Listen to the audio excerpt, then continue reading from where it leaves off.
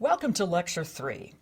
This is just a reminder of our topic for this week, the main pathways to permanent residency in the United States.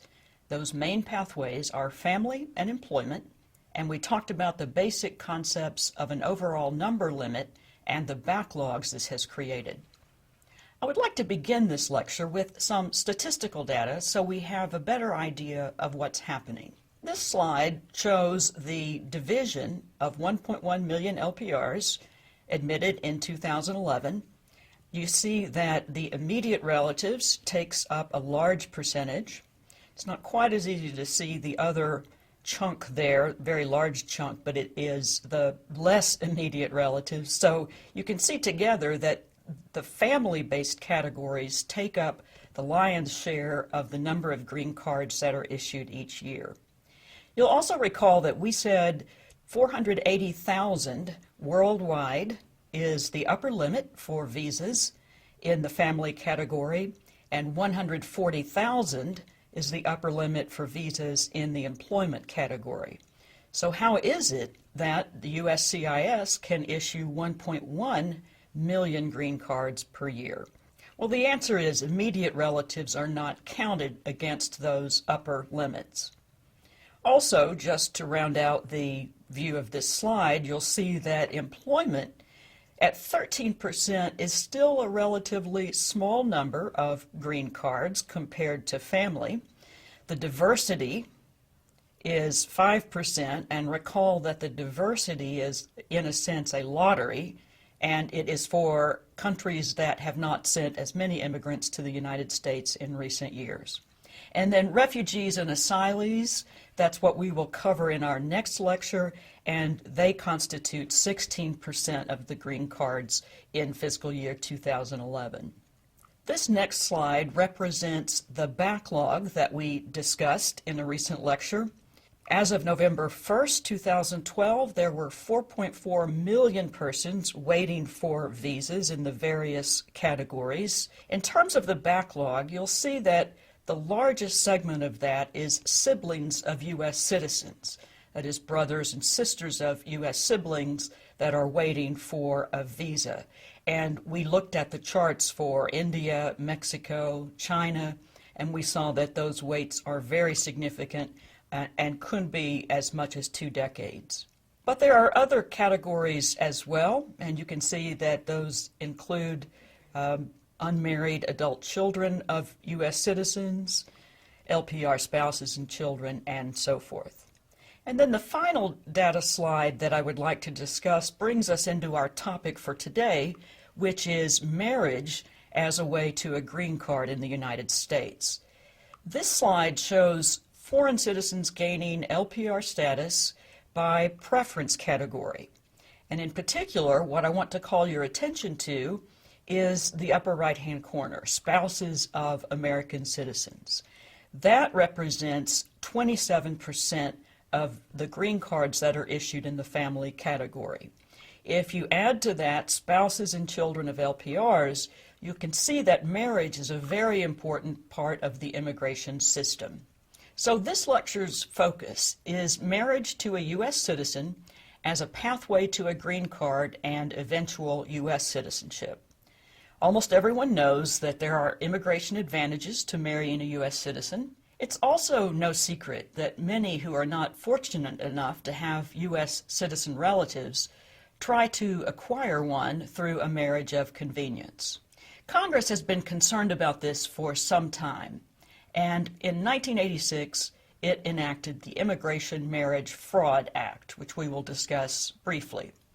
This was passed in order to deter immigration-related marriage fraud.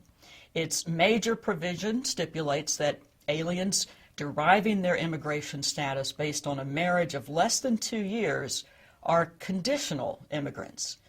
To remove the conditional status, the immigrants must apply at a U.S. Citizenship and Immigration Service office during the 90-day period before the second-year anniversary of receiving conditional status. If the aliens cannot show that the marriage through which the status was obtained was and is a valid one, their conditional immigrant status may be terminated and they may become deportable. Because suspicions are so high regarding foreign nationals who marry U.S. citizens, they face extra hurdles in getting a green card through marriage to a U.S. citizen. In other provisions of the Immigration Fraud Act, if you've been married for less than 2 years, whether your application is approved in the U.S. or you enter the U.S. on your immigrant visa, the card, as we mentioned, will be issued only conditionally. These conditional green cards last for 2 years. During the 3 months before your card expires, you must apply to the office to have it made permanent. At the conclusion of the provisional period, if you are still married, you and your U.S. spouse should file together to remove the condition. Then, if the USCIS continues to believe your marriage was for real and not just for immigration purposes, then you would receive a green card. The interview, however, is very intrusive, and often the two spouses are interviewed separately with very personal questions asked to try to establish the legitimacy of the marriage. What about other possibilities? It may be that during the conditional period you've divorced or your spouse has died. There are possible waivers for this joint petition requirement, and I've shown you here the section from the Immigration and Naturalization Act that covers this. These include a showing of extreme hardship that would result if the non-citizen is removed. The marriage was entered in good faith but has been terminated, and the non-citizen was not at fault in failing to meet the requirements for removal of the condition. The marriage was entered in good faith by the non-citizen, and during the marriage, the non-citizen was subject to extreme cruelty or battery, and the non-citizen was not at fault in failing to meet the requirements for removal of the condition. These possible waivers are important to protect immigrants from abusive spouses who may hold over them the prospect of not agreeing to a joint petition. Even when you stay married for 2 years or more and get your permanent green card, if you divorce at a later time, your immigration benefits are still restricted. Although you can keep the green card, if you remarry within 5 years and petition for your next husband or wife to get a green card, USCIS will assume that your first marriage was one of convenience, unless and until you prove through convincing documentation that it was not. If you can make such a showing, you may sponsor your new spouse within 5 years of the first marriage. Otherwise, you have to wait until the 5 years has passed. If you marry a U.S. citizen or green card holder while you are in the middle of deportation proceedings, you may still apply for a green card. However, an even stricter standard will be applied when your motive for marriage is questioned. You will be required to produce clear and convincing evidence that your marriage is not a sham marriage, and you should expect a very detailed marriage interview. There are various temporary visas available as well, which we do not cover here, including a fiancé visa that allows the prospective spouse to come to the United States temporarily. One big question out there is, what is a marriage?